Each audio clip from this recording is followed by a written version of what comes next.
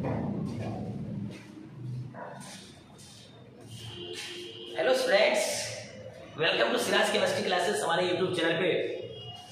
देखिए, पिछले क्लास में आपको हम बताए थे एस ब्लॉक एलिमेंट, और एस ब्लॉक एलिमेंट में जो आपको एल्कली मेटल्स और एल्कलाइन अर्थ मेटल का जो प्रॉपर्टी मैंने पढ़ाया था, वो आपका एक प्रॉपर्टी हो चुका था जिसका नाम क्या था? Electronic configuration.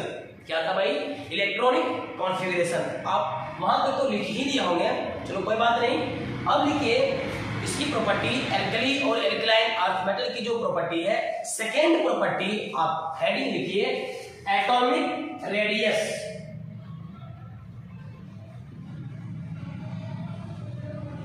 Atomic radius, atomic radius या एटॉमिक साइज। चलो लिखो भाई साहब, एटॉमिक रेडियस। ठीक है, एटॉमिक रेडियस क्या होता है? तो सबसे पहले आप ये जानो कि एटॉमिक रेडियस क्या होता है, इसके बाद फिर आगे हम इसको डिफाइन करेंगे एल्कली और एल्कलाइन में क्या क्या होता है। क्लियर? तो सबसे पहले बात करो, मान लो मेरे पास ये ऑर्बिट है, ये मेरे पास क्या भाई? ऑर्बिट। और इस ऑर्बिट के एक न्यूक्लियस सेंटर होता है। मान लो इस जगह पे न्यूक्लियस है और न्यूक्लियस का सेंटर पॉइंट यहाँ पे।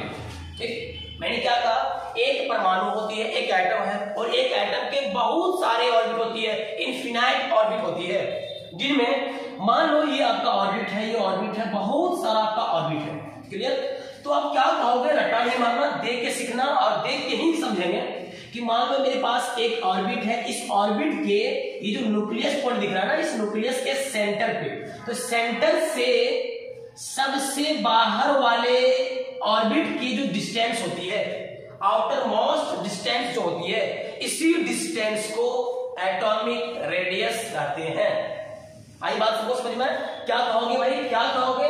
किसी एक एटम के न्यूक्लियस, ये न्यूक्लियस, किसी एक एटम के न्यूक्लियस के सेंटर से सबसे बाहर वाले कक्षा की जो दूरी होती है, सबसे बाहर वाले कक्षा की जो दो डिस्टेंस होती है, उसी दूरी को, उसी डिस्टेंस को हम क्या बोलेंगे? एटॉमिक रेडियस बोलेंगे। तो आप इसको लिखो, लिखिए it is the distance, it is the distance, it is the distance from the center of nucleus, it is the distance from the center of nucleus to the outermost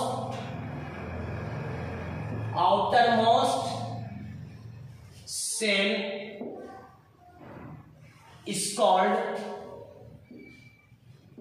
atomic radius, is called atomic radius. यानी ये जो आपका जो दिख रहा है ना, इसी को हम क्या बोलेंगे? एटॉमिक रेडियस बोलेंगे। क्लियर? किसी भी एक एटम के न्यूक्लियस के सेंटर से सबसे बाहर वाले डिस्टेंस को, सबसे बाहर वाले ऑर्बिट को क्या बोलेंगे? एटॉमिक रेडियस बोलेंगे। क्लियर? आप यहां तक तो लिख नहीं दिए होंगे। अब चलते हैं कि जैसे आपको हम बताए थे पिछले क्लासेस में कि जो एस ब्लॉक एलिमेंट होता है ना, हमारे जो मॉडर्न पीरियोडिक टेबल होता है, उस मॉडर्न पीरियोडिक टेबल में देखेंगे इधर से कि कुछ पीरियड्स के रूप में चलता है, कुछ आपके ग्रुप में होता है। तो पीरियड किसको कहते हैं? जैसे आप मान लो, देखिए एल्कली मेटल का जो फर्स्ट एलिमेंट था हाइड्रोजन के बाद लिथियम था। देखिए लिथियम, अगर मैं ऐसे चल रहा हूं, बिल्कुल लेफ्ट से राइट की ओर चल रहा हूं, कैसे भाई? लेफ्ट से राइट। जैसे लिथियम के बाद बेरिलियम, उसके बाद क्या होता है? बोरॉन, उसके बाद क्या? कार्बन, नाइट्रोजन, ऑक्सीजन, क्लोरीन, और इसके आगे आपको मिलेगा नियॉन, जो कि ये नियॉन मेरा क्या है? एक नोबेल गैस है। तो ध्यान सुनना, ये ऐसे मैं चल रहा हूं, तो इसको मैं क्या बोलता हूं? क्या बोलता हूं? पेरियड बोलता हूं। हमने क्या कहा? लेफ्ट से राइट। देखिए मैं ऐसे खड़ा हूं, हमारी लेफ्ट हैंड ऐसे, लेफ्ट से अगर मैं राइट की तरफ चल रहा हूं तो उसे क्या बोलता हूं? पेरियड। और उसी लिथियम, उसके बाद सोडियम, पोटेशियम, रुबिडियम, सीजियम और ये फ्रेंशियम है।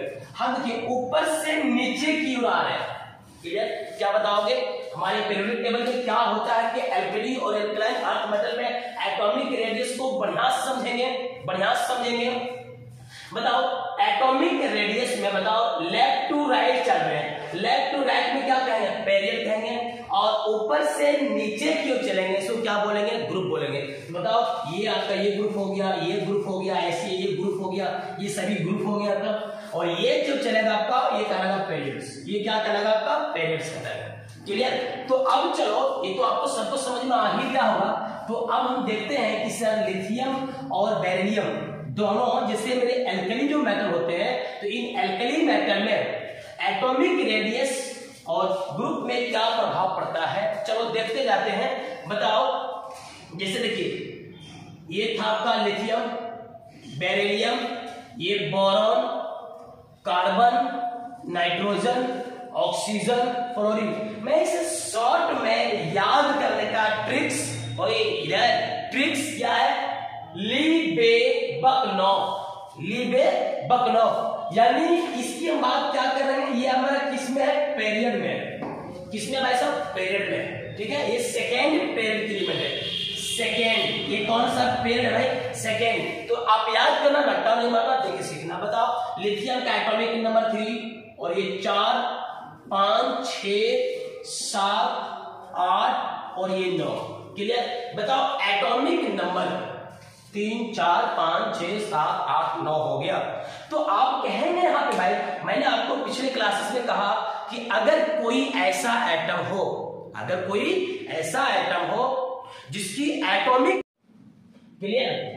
चलिए अब देखो, हमने अभी क्या आपको कहा था कि भाई लिथियम जो है, इससे पहले आपका एलिमेंट था हाइड्रोजन, वो फर्स्ट पेरियड का एलिमेंट था, लेकिन इसके बाद नीचे लिथियम, लिथियम कौन सा सेकेंड पेरियड का एलिमेंट है। तो देखिए मैंने लिखा लिथियम का, lithium, beryllium, boron, carbon, nitrogen, oxygen, fluorine. मैं इसे शॉर्ट में प्यार से सभी एलिमेंट को याद करने का ट्रिक्स क्या बोलेंगे, लीबे-बकनॉफ, लीबे-बकनॉफ। अब सुनो, मैंने आपसे यही कहा था कि अगर कोई एक ऐसा एटम जिस पर कोई चार्ज नहीं हो, तो उसका एटॉमिक नंबर बढ़ने के साथ साथ, अर्थात जितना एटॉमिक नंबर रहेगा उसी के बराबर इलेक्ट्रॉन संख्या होगी, और उसी के बराबर प्रोटॉन संख्या होगा। बताओ लिथियम का एटॉमिक नंबर 3, जिसकी इलेक्ट्रॉन संख्या 3 होगा, और प्रोटॉन भी कितना है, 3 है। बेरिलियम का एटॉमिक नंबर 4 है, तो इसकी इलेक्ट्रॉन संख्या भी 4 है, प्रोटॉन संख्या भी 4 होगा। तो जितना जितना आपका एटॉमिक नंबर बढ़ेगा, उतना आपका इलेक्ट्रॉन संख्या भी बढ़ेगा, उतना ही आपका प्रोटॉन संख्या बढ़ेगा।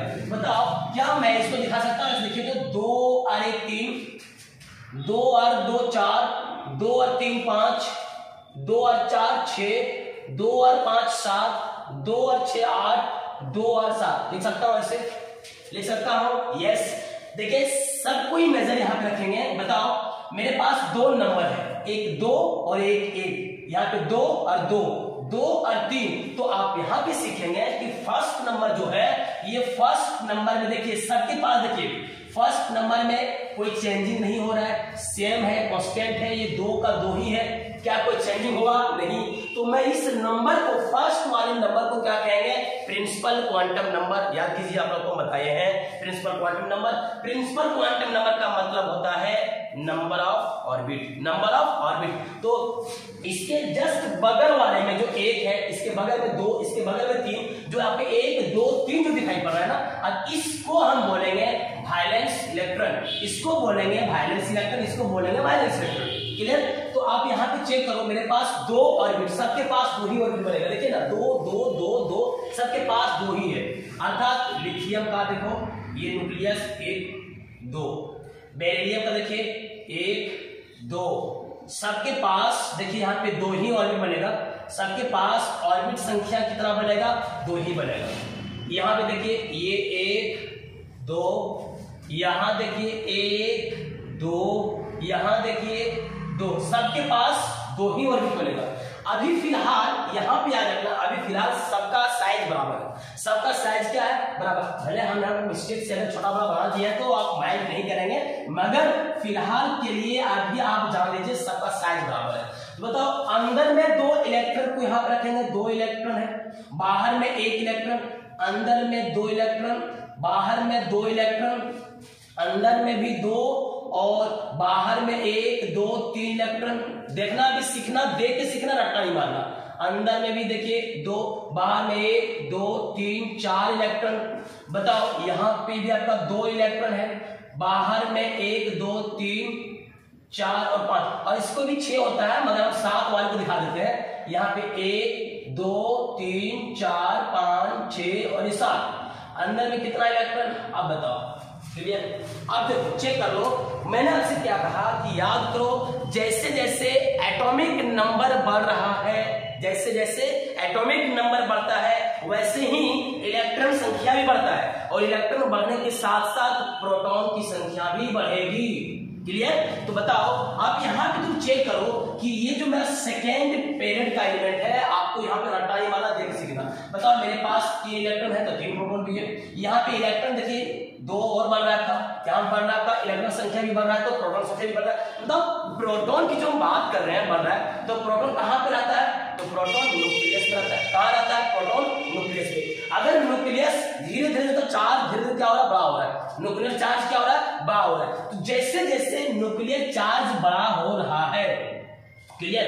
तो बताओ न्यूक्लियर पे चार्ज कैसा? प्लस, और इलेक्ट्रॉन पे चार्ज कैसा? माइनस। तो इन दोनों के बीच में क्या होगा? धीरे धीरे अट्रैक्शन फोर्स ज्यादा बढ़ना शुरू करेगा। अब जैसे जैसे बढ़ेगा न्यूक्लियर चार्ज बढ़ेगा, अब ये प्रोटॉन चार्ज बढ़ने से इन सभी पे क्या करेगा? अपना अट्रैक्शन फोर्स लगाएगा। अब ये ऐसे धीरे धीरे धीरे धीरे क्या करेगा? जोर से खींचेगा, न्यूक्लियस आपकी तरफ खींचेगा, हर किसी को खींचेगा, हर किसी को खींचेगा। खींचते खींचते आपको ऐसा दिखेगा कि देखिए ये लिथियम का आकार है, ये लिथियम का आकार, और इससे आपका धीरे धीरे आपका छोटापन होने लगेगा।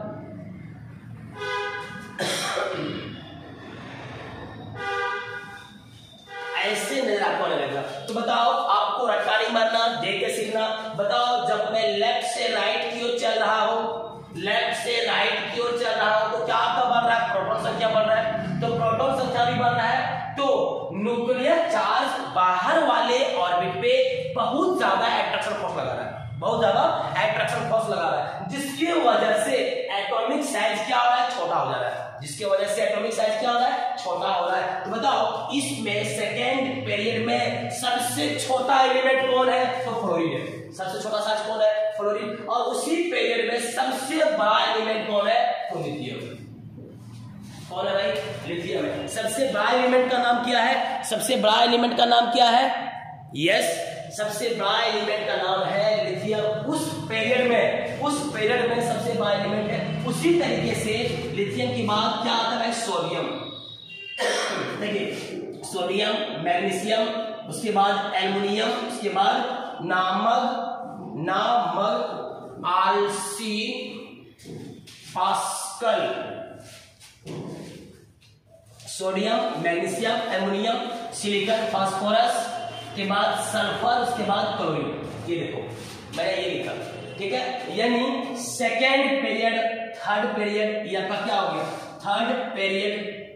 क्या आपका हो गया? Third period. बताओ थर्ड पीरियड की जो हम बात कर रहे हैं, तो सुनो, जैसे जैसे देखिए एटॉमिक नंबर 11, इसका देखो 12, 13, 14, 15, 16 और ये 17, क्लियर? बताओ एटॉमिक नंबर बढ़ रहा है।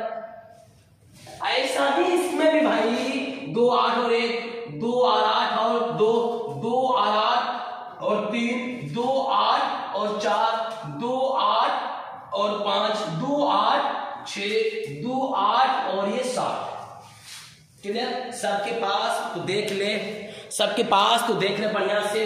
बताओ अब हम ऊपर थोड़ा सा हम मिटा रहे हैं। याद रखना कि बेरिलियम ग्रुप में सबसे छोटा, लिथियम में सबसे बड़ा एलिमेंट का नाम लिथियम, सबसे छोटा फ्लोरीन। उसी तरीके से थर्ड पीरियड में बात करते हैं, सबसे, अगर इस पीरियड की हम बात करेंगे तो सबसे बड़ा एलिमेंट का नाम कौन होगा?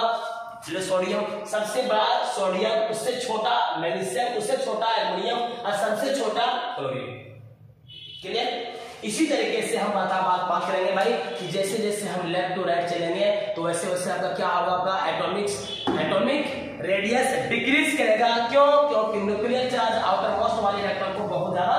तो आप लिखो आफ्टर चेनिंग पैराग्राफ, आफ्टर चेनिंग पैराग्राफ। मैंने तो सिर्फ समझाया यहां तक। अब लिखिए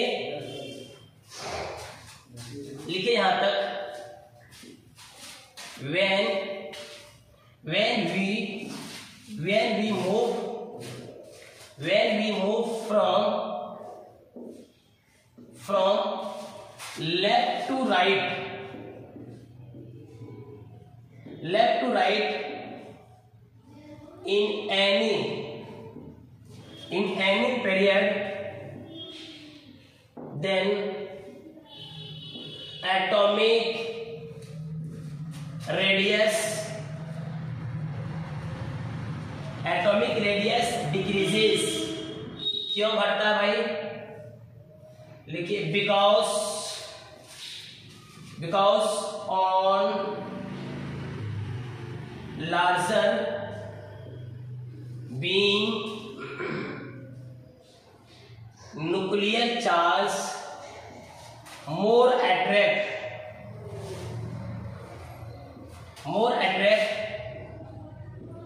to the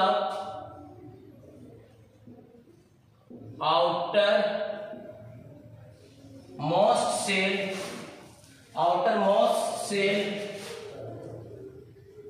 due to which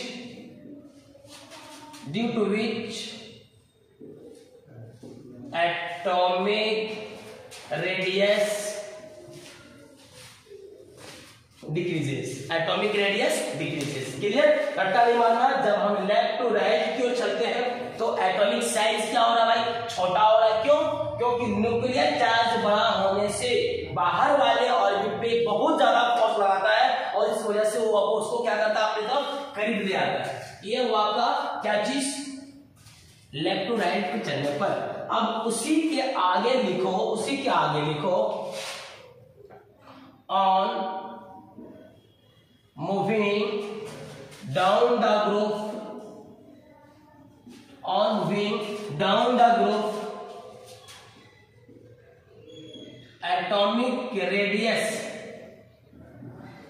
atomic radius increases due to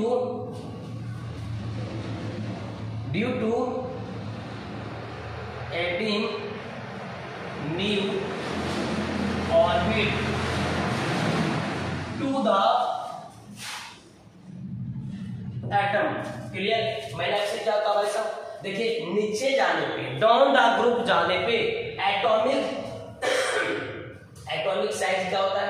increase करता है। जैसे देखिए कैसे इंक्रीज करता है। रट्टा नहीं मारना, देख के सीखना। मैंने क्या कहा? ऊपर से नीचे जाने पर एटॉमिक रेडियस का मान क्या होगा?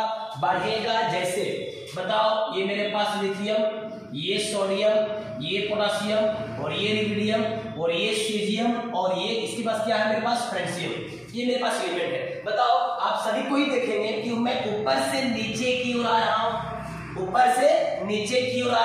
बताओ ये मेरा क्या है भाई? ग्रुप है।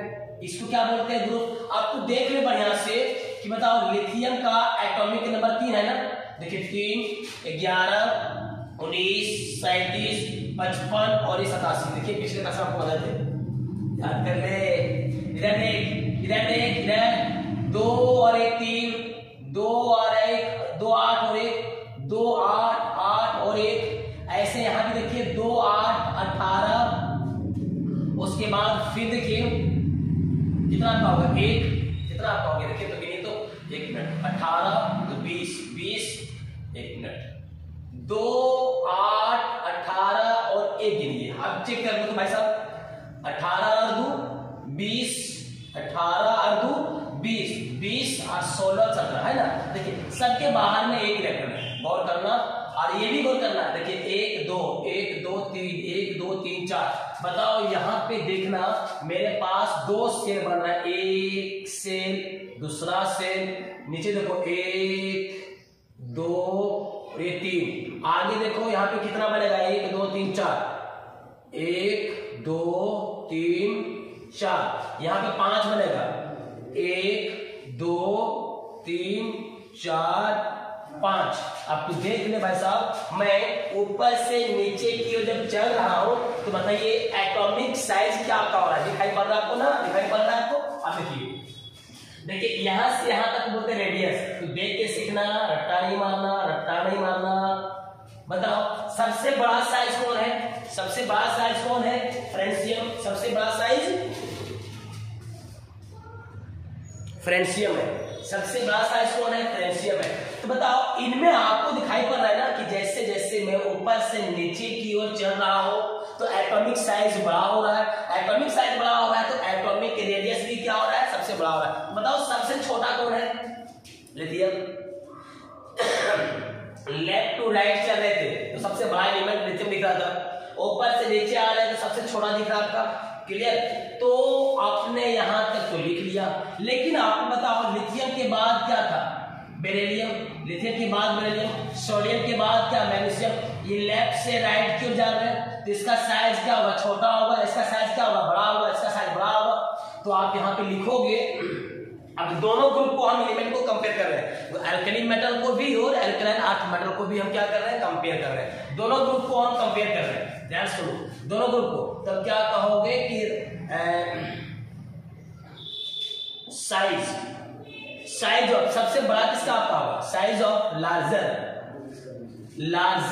बताओ लार्जर यहाँ पे किसका होगा? बताओ लिथियम का आकार बड़ा होगा किससे? बेरिलियम से। इसी तरीके से आप लिखे सोडियम, तो सोडियम भी बड़ा होगा किससे? मैग्नीशियम से। क्लियर? ये आपका दोनों ग्रुप का कंपेयर करते हैं। ठीक है, अब आगे चलते भाई साहब, यहाँ तक तो सबको समझ में आ गया। एटॉमिक रेडियस क्या होता है? किसी भी न्यूक्लियस के सेंटर से सबसे बाहर वाली कक्षा की जो दूरी होती है उसको बोलते हैं क्या चीज? एटॉमिक रेडियस बोलते हैं। और हम लेफ्ट टू राइट जाने पे एटॉमिक साइज घटता है और डाउन द रोड जाने पे एटॉमिक रेडियस बढ़ता है। क्लियर? अब आगे लिखिए नेक्स्ट एटॉमिक रेडियस। सबको समझ में आ गया ना?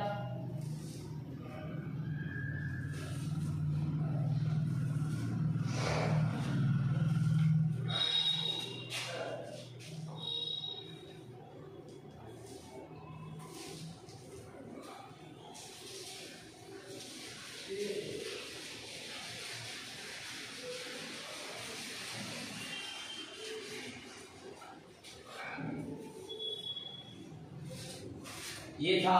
अब तीसरा नंबर लिखिए। दूसरा तो हमने पढ़ लिया, एटॉमिक रेडियस पढ़ लिया, ठीक है। अब तीसरा लिखिए oxidation state.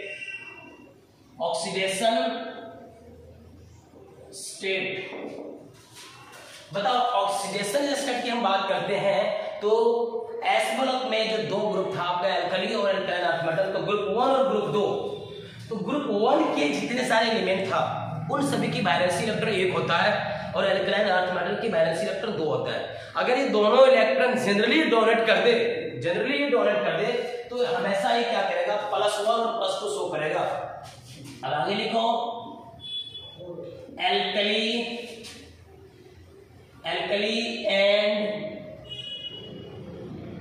Alkaline earth metals have one or two electrons in their valence shell। देखिए एल्कली मेटल में वैलेंसी इलेक्ट्रॉन 1 होता है, अल्कलाइन अर्थ मेटल में 2 होता है। अगर ये दोनों इलेक्ट्रॉन लॉस कर दे तो आप यहां पे लिखोगे आफ्टर लूजिंग वन और two electrons then oxidation state of alkali and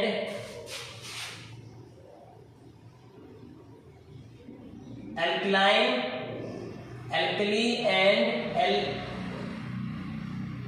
alkaline earth metals are +1 and +2।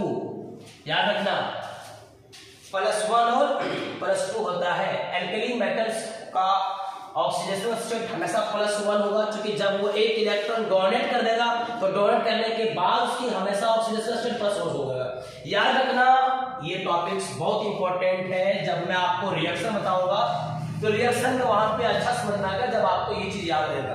Alkali metal की वैलेंसी इलेक्ट्रॉन आपका +1 और इसके +2 है। अगर ऐसा हो कि पॉइंट में लिखिएगा alkali and alkaline earth metal, alkali and alkaline earth metals, metal cations are diamagnetic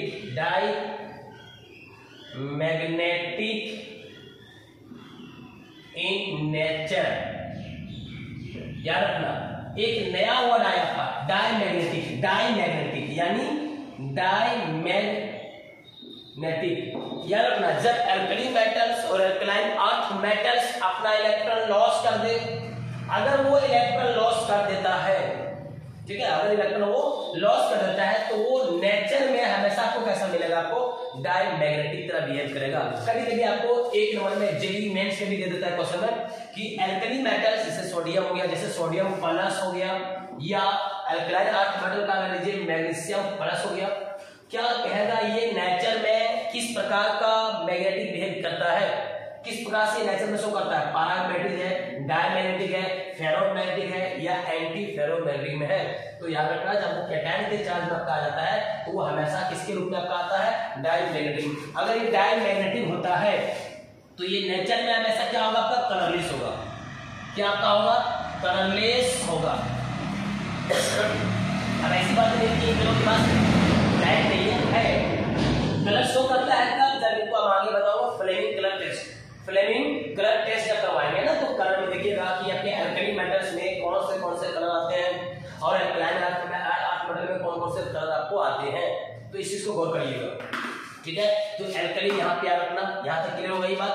अब आगे लिखिए नेक्स्ट आयनाइजेशन एनर्जी। अब आगे लिखिए next point ionization energy.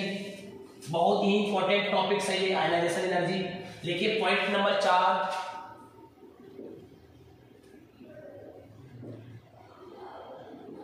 Ionization energy.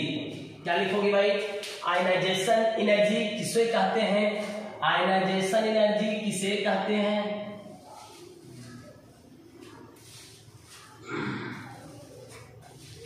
Copy लिखिए, ionization energy, ionization energy.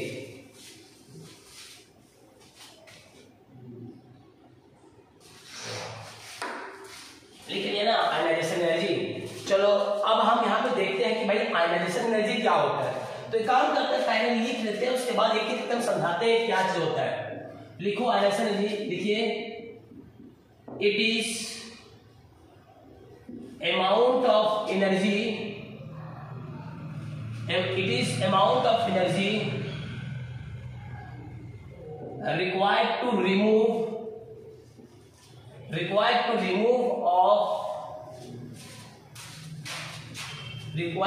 of one or more valence electron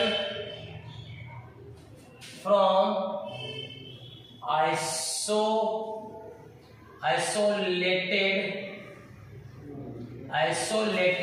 gaseous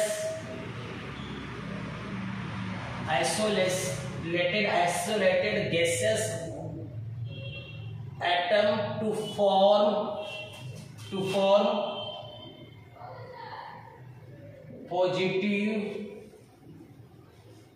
positive charge called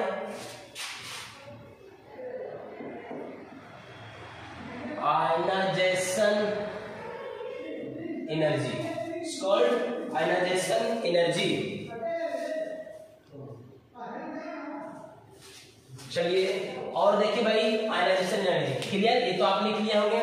मतलब क्या होता है आयनाइजेशन एनर्जी, क्लियर। देखो मान लो मेरे पास कोई एक एटम है, एग्जांपल में दे रहा हूं भाई सोडियम, ठीक है। बताओ सोडियम का एटॉमिक नंबर 11, कितना 11, बताओ 2 8 और 1 कितना इलेक्ट्रॉन होता भाई बाहर में 1 इलेक्ट्रॉन। तो कहोगे कि अगर बात कर रहे हैं। तो सोडियम के पास मेरे पास कितना सेल बन रहा था, 3 बॉल भी बन रहा है। तो इनकी सबसे बाहर वाला जो इलेक्ट्रॉन है कौन है, सबसे बाहर वाला इलेक्ट्रॉन, ये सबसे बाहर वाला इलेक्ट्रॉन कौन है, ये बताओगे सर। ये न्यूक्लियस, ये मेरा यहाँ पे 2 इलेक्ट्रॉन, यहाँ पे मेरे पास 8 इलेक्ट्रॉन है और यहाँ पे 1 इलेक्ट्रॉन है। गौर करिएगा, बताओ इस सोडियम के सबसे बाहर में कितना इलेक्ट्रॉन, 1 इलेक्ट्रॉन है ना। तो हम चाहते हैं कि अगर ये दूर है, गौर करिएगा, अगर ये इलेक्ट्रॉन न्यूक्लियस से काफी दूर है ना, तो इसकी अट्रैक्शन फोर्स बाहर वाले इलेक्ट्रॉन तक पहुंच नहीं पाता है, बाहर वाले आपके ऑर्बिट तक इलेक्ट्रॉन नहीं पहुंच के अट्रैक्शन नहीं पहुंच पाता है। तो मैं इस इलेक्ट्रॉन को हटाने के लिए, इस इलेक्ट्रॉन को हटाने के लिए जितना मुझे एनर्जी देना पड़े, जैसे ये इलेक्ट्रॉन को मैं हटा दे रहा, हट गया, इलेक्ट्रॉन को हटा दिया, तो इस इलेक्ट्रॉन को हटाने में जितना मुझे एनर्जी लगाना पड़े उसी को हम क्या बोलते हैं, उसी को क्या बोलते हैं, आयनाइजेशन एनर्जी। क्या बताओगे, किसी भी एक परमाणु के जो सबसे बाहर वाली कक्षा होती है, किसी एक परमाणु के सबसे बाहर वाले जो ऑर्बिट है, उस ऑर्बिट में जो इलेक्ट्रॉन प्रेजेंट है, उस इलेक्ट्रॉन को हटाने के लिए जितना मुझे एनर्जी लगे उसी एनर्जी को क्या बोलते हैं, आयनाइजेशन एनर्जी बोलते हैं, आयनाइजेशन एनर्जी बोलते हैं। क्लियर, आप एग्जांपल भी लिख सकते हो। अब चलो, अब हम बात करते हैं सर आयनाइजेशन एनर्जी तो मैंने पढ़ लिया, लेकिन लेफ्ट टू राइट चलने पे क्या प्रभाव पड़ता है। लेफ्ट टू राइट यानी पीरियड में चलने पर क्या प्रभाव पड़ता है। अभी मैंने आपसे कहा शॉर्ट ट्रिक्स याद रखना, अगर किसी एक एटम का आकार जितना छोटा होगा, किसी एक एटम का साइज जितना छोटा होगा, उसकी आयनाइजेशन एनर्जी उतना ही ज्यादा होगा, उतना ही उसका आयनाइजेशन एनर्जी ज्यादा होगा। लेकिन जैसे जैसे एटम का साइज बड़ा होते जाएगा, एटम का साइज जैसे जैसे बड़ा होते जाएगा, वैसे ही आयनाइजेशन एनर्जी क्या होगा, कम हो जाएगा, आयनाइजेशन एनर्जी कम हो जाएगा। बताओ, लेफ्ट टू राइट चलने पे एटॉमिक साइज डिक्रीज कर रहा था, तो सबसे छोटा साइज किसका था, लिथियम और बेरिलियम कंपेयर करते हैं तो लिथियम का बड़ा साइज था। जिस एलिमेंट का साइज अगर बड़ा है, तो लिथियम का साइज अगर बड़ा है तो उसका आयनाइजेशन एनर्जी क्या होगा, कम पड़ेगा। अगर बेरिलियम का साइज छोटा है, आयनाइजेशन एनर्जी ज्यादा, तो आप कहिएगा पीरियड में जाने के बाद आयनाइजेशन एनर्जी ऑफ लिथियम का ज्यादा होगा, किससे, बेरिलियम से। अगर आप सोडियम की तुलना करते हो, आयनाइजेशन एनर्जी ऑफ किसका, सोडियम का ज्यादा होगा, किससे, मैग्नीशियम से ज्यादा आपका होगा। क्लियर, बात आपको समझ में आ गया। अब चलो, अब ऐसे भी दिखा सकते हो, जैसे देखिए लिथियम 2 और 1, बाहर में कितना इलेक्ट्रॉन है, 1। यहाँ देखिए बेरिलियम, यहाँ पे देखिए इसका एटॉमिक नंबर 4, 2 और 2, बाहर में कितना। अगर यहाँ से अगर मैं 1 इलेक्ट्रॉन को हटाता हूँ तो इनके पास जो एनर्जी लगता है वो आपका लगता है 1495 कैलोरी जूल लगता है। अगर बताओ यहाँ से अगर मैं 1 हटाऊं, इसके पास तो 1 तो बच जाएगा ना, इसका मतलब फिर से मैं हटाऊं, 2 बार इसमें काम कर रहा हूं, इसमें आपका लगभग 2000 के आसपास कैलोरी जूल लगता है आपका। ठीक है, तो आप तुम यही चेक करके देख लो कि ज्यादा किसका लग रहा है, कम किसका लग रहा है, लिथियम का। तो यहाँ पे ऐसे आपका होगा, इसका साइज ऐसे जगह। ठीक है, याद रखना कि जितना, चूंकि लिथियम का सब्स्टिट्यूट हो गया था, लिथियम का एटॉमिक साइज बड़ा है, जब बड़ा है इसका आयनाइजेशन एनर्जी कम पड़ेगा, बेरिलियम का ज्यादा पड़ेगा। ठीक है, ये हो गया आपका खत्म। और एक और बस थोड़ा सा बचा हुआ है, ये था आपका लेफ्ट टू राइट पीरियड। अगर हम चलते हैं ग्रुप में, क्या बात करते हैं, ग्रुप में, बताओ लिथियम के बाद क्या था आपका, सोडियम। अब यही दोनों में अगर हम कंपेयर करते हैं कि बताओ इसमें आयनाइजेशन एनर्जी किसमें लगेगा ज्यादा, बताओ। मैंने आपको क्या कहा, किसी भी आइटम का साइज जितना छोटा होगा, उसमें आयनाइजेशन एनर्जी ज्यादा लगेगा।